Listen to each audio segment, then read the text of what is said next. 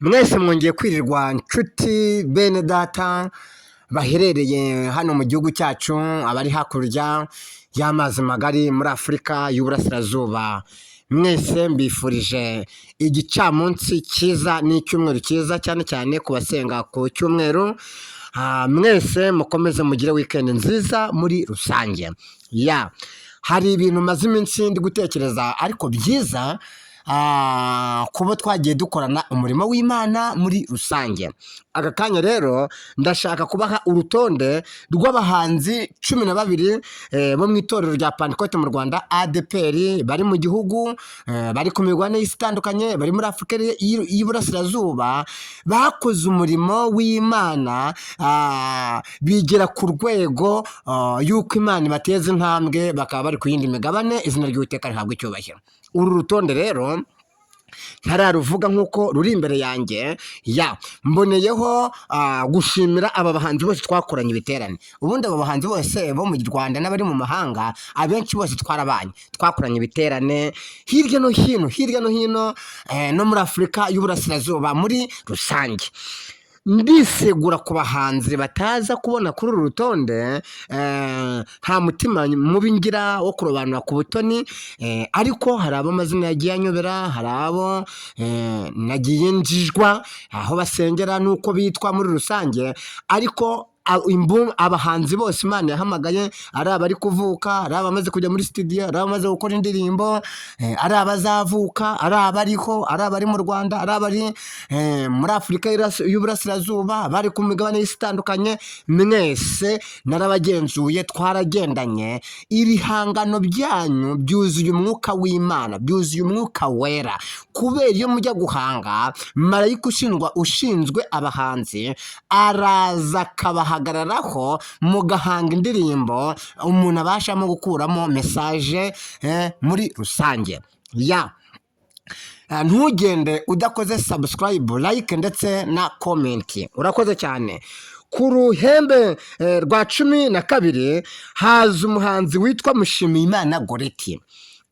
Goreti akaba aririmba muri korali duhuza umutima yo muri ADPR Paruwasi ya Muhima, mu rurembo rw'umujyi wa Kigali. Akaba ari umuhanzi w'umudamu ufite ibihangano byiza byuzuye mu mwuka w'Imana, aho aherereye, yaba ari mu gihugu cyacu, yaba ari muri Afurika y'Iburasirazuba. Ndamushimiye, mubwira ngo nakomeze. Imana idakiranirwa ngo yibagirwe imirimo izamuhemba, izamugororera. Courage, imbere ni heza. Ku rutonde rwa 11 hazamo umuhanzi witwa Ufite Amahoro Felicien. Nkuko mubibona muri screen, nagerageje kubatondeka kandi ntacyo bitwaye. Uyu nguyu akaba azwi ku ndirimbo ivuga ngo wirira ifi yawe ntawe uzayiroba, umugisha wawe ntaho wagiye, icyo uzaba kiragutegereje, naho abarobyi baba benshi mu kiyaga, ifi yawe ntawe uzayiroba, ushyitse umutima mu nda. Uyu muhanzi Ufite Amahoro Felicien akaba asengera mu itorero rya ADPR Paruwasi ya Gasave. Akaba ari umuhanzi w'inyangamugayo, akaba afite mu mutima we inzira z'igisiyoni. Indirimbo ze zifite amavuta, zifite ijambo ry'Imana. Iyo aziririmba mu giterane, mu rusengero, mu byumba by'amasengesho, ntabwo abakristo basinzira. Aho aherereye, Imana idakiranirwa ikomeze mutere intambwe kandi ikomeze mufungura imiryango y'imigisha muri rusange. Haza nimero ya 10, haza umuhanzi witwa Eric Biremera. Eric Biremera nawe amaze igihe kuri tere, ni umuntu uzwi muri kino gihugu cyacu ndetse no muri Afurika y'Uburasirazuba. Akaba yararimbye indirimbo nyinshi cyane. Abazikeneye, abashaka kuzumva, mwazishaka kuri YouTube channel yiwe yitwa Cyamika TV, niho mwabona izo ndirimbo zose muri rusange. Indirimbo za Eric Biremera ziruzuyemo amasezerano menshi, kandi zirimo umwuka w'Imana muri rusange. Akaba ari umuhanzi ufite imico myiza, akaba ari umuhanzi ugerageje kwitwara neza muri iki gihe kitoroshye aho aherereye. Imana imuha umugisha kandi ikomeze umuteze intambwe mu izina rya Yesu. Yaririmbye indirimbo ivuga ngo suko yabinaniwe n'isaha itaragera, ibikubaho byose irabizi, humuriza gutabara. Imana yahamagaye abahanzi, ni Imana y'umutabazi. Imana yahamagaye abera, ni Imana y'umutabazi. Aho aherereye muri mujyi wa Kigali, Imana ikomeze umuteze intambwe, dore yuko aherutse no kwibaruka umwana. Tumwifurije kugira ngo akomeze yonkwe kandi bose ari umwana ari umugore ari na Cyamika, bose bakomeze bagire ubuzima bwiza n'amagara mazima n'uburinzi bw'Imana. Shalom nshuti yanjye. Haza kuri nomero ya 9 haza umuhanzi witwa Safari Jean Pierre. Safari Jean Pierre akaba ari umuhanzi uzwi cyane, yaririmbye indirimbo z'Imana. Ngewe namumenye ari umusore duhuriye ahantu bita Kiruhura. Ubwo nanjye nawe mvuye iyo hirya mu misozi, bamuha indirimbo, nanjye bamumwanya, ariko aririmba indirimbo yankoze ku mutima. Aririmba indirimbo ngo dore ibirenge tuzanye inkuru nziza ku musozi. Safari ahantu aherereye mu gihugu cy'u Rwanda, ndabizi neza aradukurikira, aratwumva. Imana ikomeze umushyigikire, Imana ikomeze umuteze intambwe, kandi Uwiteka akomeze amushyireho uburinzi, amavuta yo guhanga mashya Uwiteka ayamucucumureho, kandi turabyizeye mu izina rya Yesu Kristo. Habwa umugisha, gubwa neza. Imana idakiranirwa ngo yibagirwe imirimo ikomeze iguhembure muri rusange. Haza umuhanzi kuri nomero ya 8, umuhanzi witwa Theo Bosebabireba.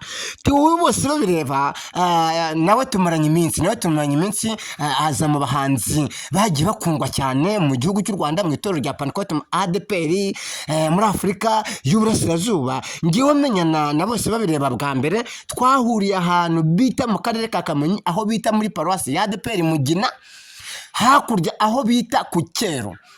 Mboneyeho gusuhuza korali Mbuzi yahariya ku Cyeru n'abakirisitu bahariya n'amakorali yose muri rusange, bari abacuranzi banigaba, Vedaste n'abandi benshi batandukanye. Niho Theo twahuriye mu giterane cyari kiri kumwe n'umuzungu, bari batumiwe n'umuzungu. Umuzungu mu gihe cy'umushumba witwa Gerard.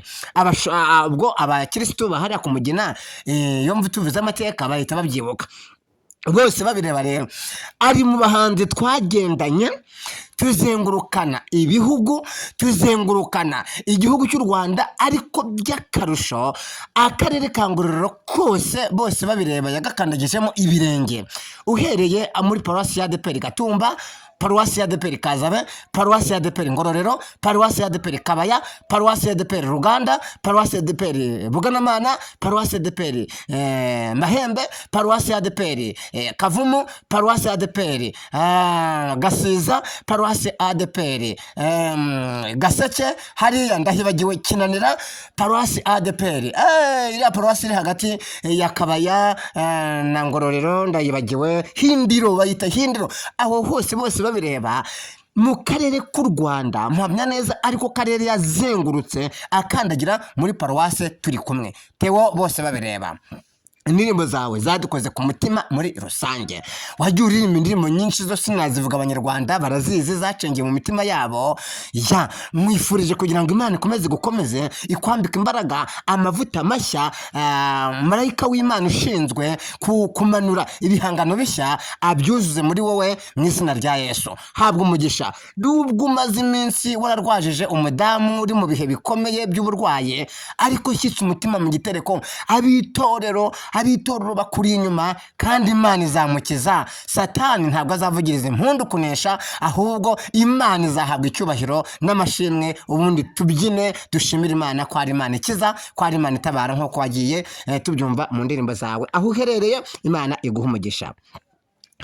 Kuhaza kuri nomero ya 7 haza Alegisi Dusabe. Alegisi Dusabe we ni umuntu yatangiye kumva kera, ni umuhanzi natangiye kumva kera. Ibihangano bye buri munsi uko mbyumva ntibijya bicika, ntibijya bisaza.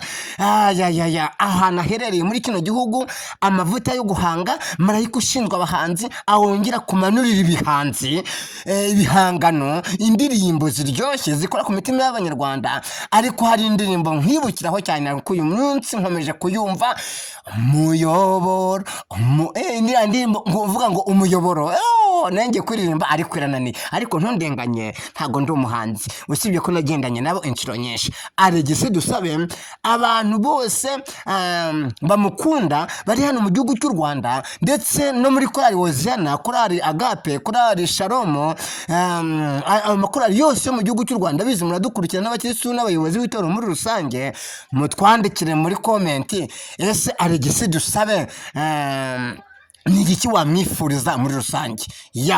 Akaba afite umurongo wa YouTube channel, nawe ushaka ibihangano bye niho wabisanga muri rusange, kandi ugakanda subscribe, like ndetse na comment muri rusange. Kandi kubikora ku bandi, natwe twakoze kino cyegeranyo, uwihanganira rwose ucyondeho kunzogera aho ngaho kuri ako kantu k'umukara, ukore kuri like kuri icyo gipfunsi kizamuye, wandika na comment. Ese bano bahanzi ubavuga wiki?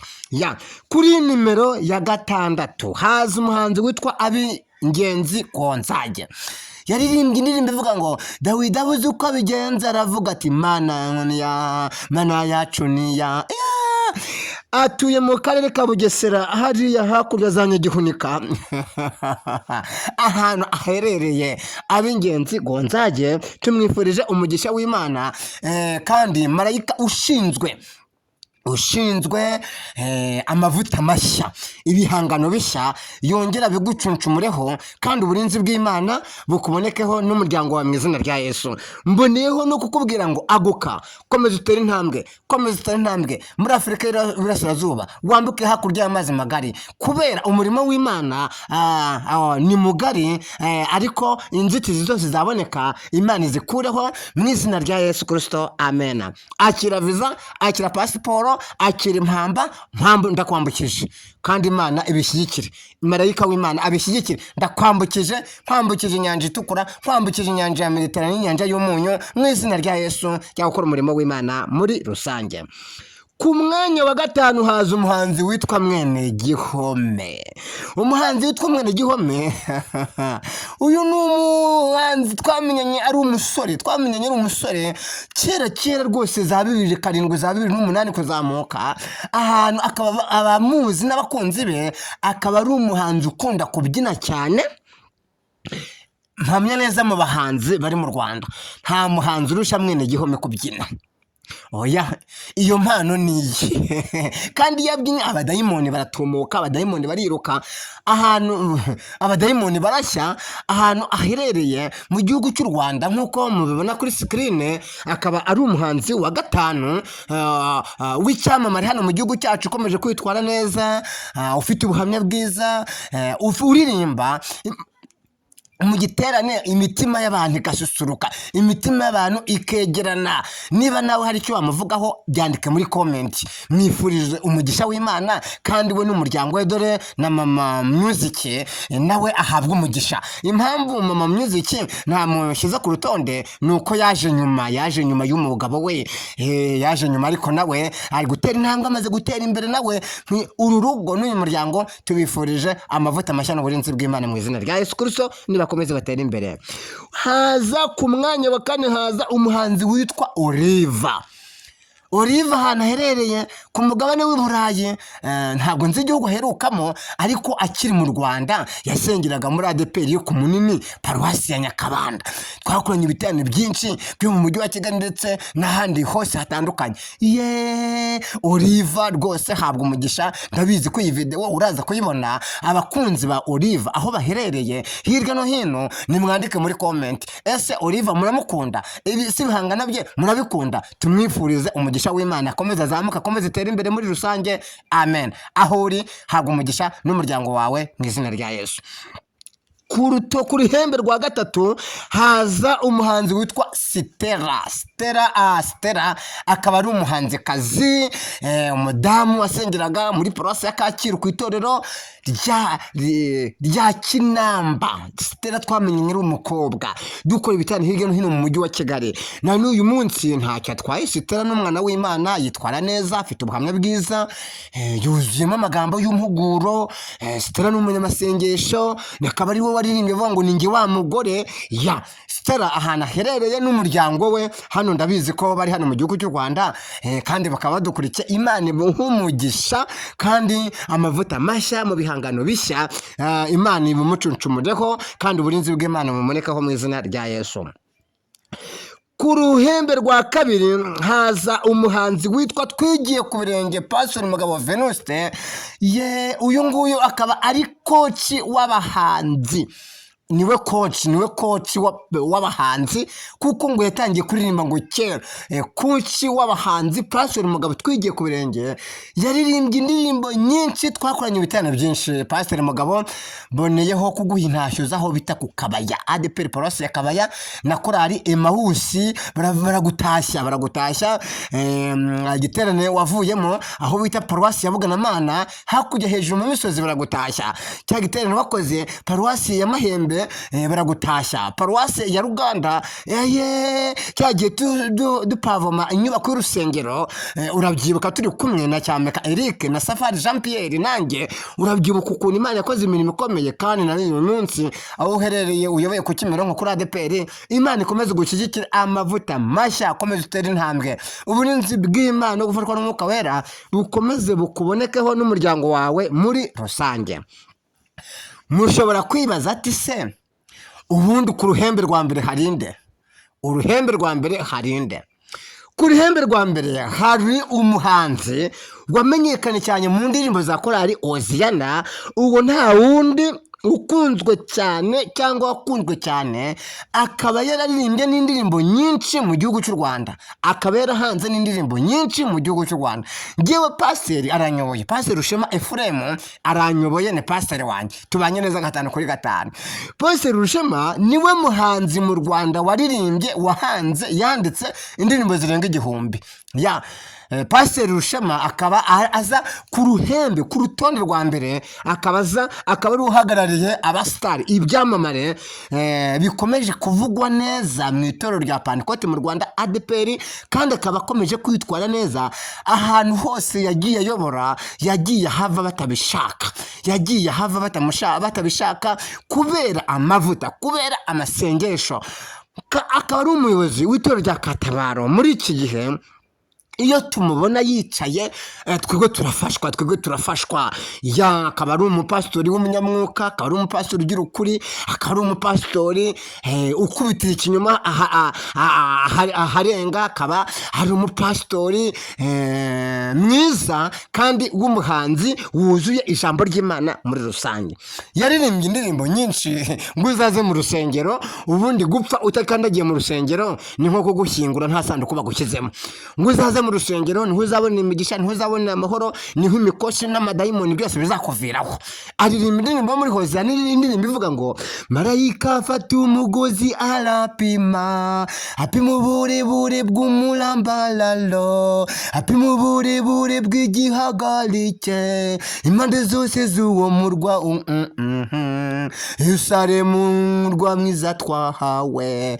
Pasiteri Rushema, pasiteri wanjye, hamwe na mama pasiteri, abo bose twaraturanye, muri abana b'Imana, kandi ntabwo nakwibagirwa nubwo maze imyaka iri hejuru y'10 nkoze ubukwe. Pasiteri Rushema n'umuryango we bose barantwerereye 5/5. Abakunzi ba Pasiteri Rushema aho baherereye mu gihugu cy'u Rwanda, aho baherereye ku migabane y'isi itandukanye, Pasiteri Rushema akaba afite channel Pasiteri Rushema Ephraim TV. Wajyaho ugakanda subscribe, like ndetse na comment, kandi indirimbo ukagize ucuranga ukumva zirimo amavuta y'Imana, ntacyo bitwaye. Abakunzi ba Pasiteri Rushema Ephraim mwese, aho muherereye nimukoze subscribe, like ndetse na comment. Imana ihabwa icyubahiro. Tumwifurije amavuta mashya, tumwifurije amavuta nka ya Dawidi yo mu ihembe. Nubwo Imana yamusutseho ariko amavuta umuntu ahora yavugurura. Na Imana rero yamucushumureho akomeze ahange indirimbo, ibihangano bigera ku mitima y'abatuye isi, y'Abanyarwanda no muri Afurika y'Iburasirazuba muri rusange.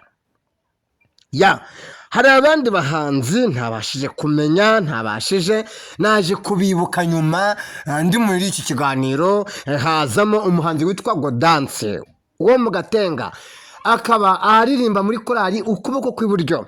Yaririmbye indirimbo ivuga ngo Yesu ni igihozo, Yesu ni igihozo.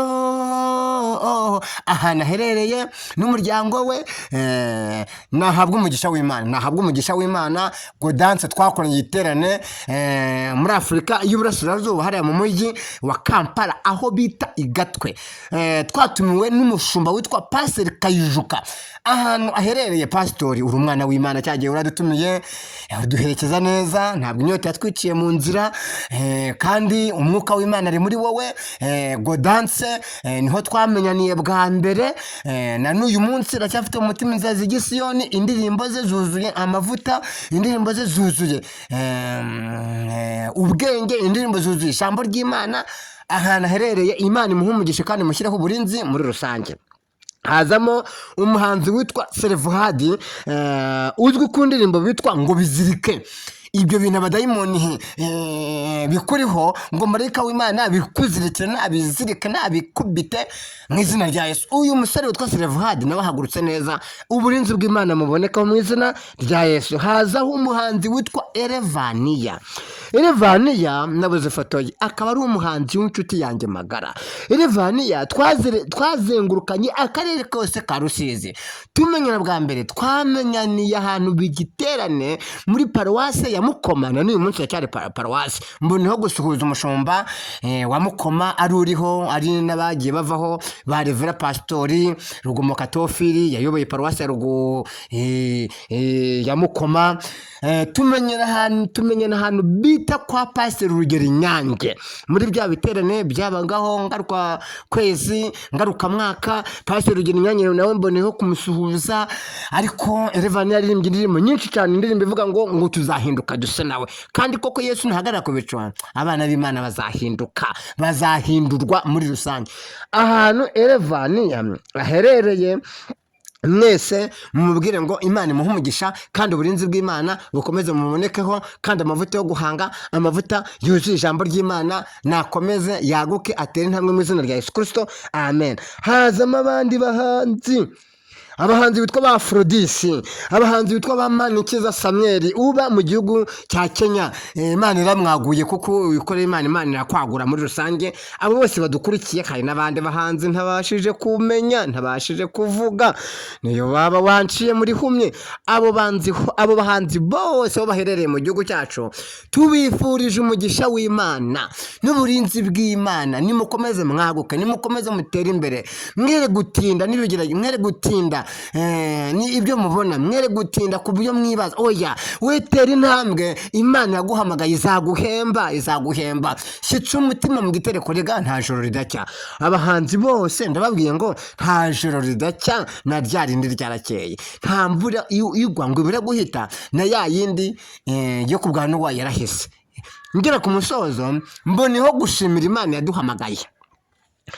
Imana yaduhamagaye. Ngiye nta ndi umuhanzi mu ndirimbo, ngiye ndi umuhanzi mu mivugo, nkaba ndi n'umuvuga butumwa. Mboneho gushimira iyo Imana yaduhamagaye. Imana yaduhamagaye, ikadutoranya, ikaduhagurutsa, ikaduha igikundiro, niyo kubahwa. Abahanzi bose mvuze muri aba bazina ndetse n'abandi baze kwiherera ahantu bayiterera isari, bavuga ngo uri hejuru, twe tukaba hasi, aricyo cyubahiro tuza kuyiha, izina ry'Uwiteka rihabwa icyubahiro. Hari abahanzi benshi, ariko ngamire kuvuga abahanzi bose bazumva iyi ndirimbo, n'abakozi b'Imana, n'abaririmbyi muri rusange, tutibagiwe abahanzi bahimbira indirimbo z'amakorali. Ni benshi cyane, abo nabo Imana ikomeze bateze intambwe. tuboneho gushimira ubuyobozi bw'itorero rya ADEPR uhereye ku itorero ukageza hejuru hariya bagenda baduha ikibuga cyo gukoreraho kugira ngo ubutumwa bwiza mu ndirimbo, ubutumwa bwiza mu ijambo ry'Imana bubashe kwaguka muri rusange. Ubuyobozi bw'itorero rya ADEPR bose tubusabiye umugisha muri rusange, kubera Imana idakiranirwa, Imana yabahamagaye ikomeze ibaha umugisha. Bene data mwe mudukurikiye mwese aho muherereye mu isi, mbifurije umugisha w'Imana. Nimukomeze mukorere Imana, nimukomeze muyegere, nimukomeze mushaka ikintu cyatuma Imana inezerwa, nimukomeze muyinezeze, nimukomeze mwihanire kureka umwami wacu udakiranirwa ngo yibagirwe imirimo azaduhemba, kandi uburinzi bw'Imana nibukomeze butwomeho mu izina rya Yesu Kristo, amen. Shalom, shalom, shalom. Naho ubutaha.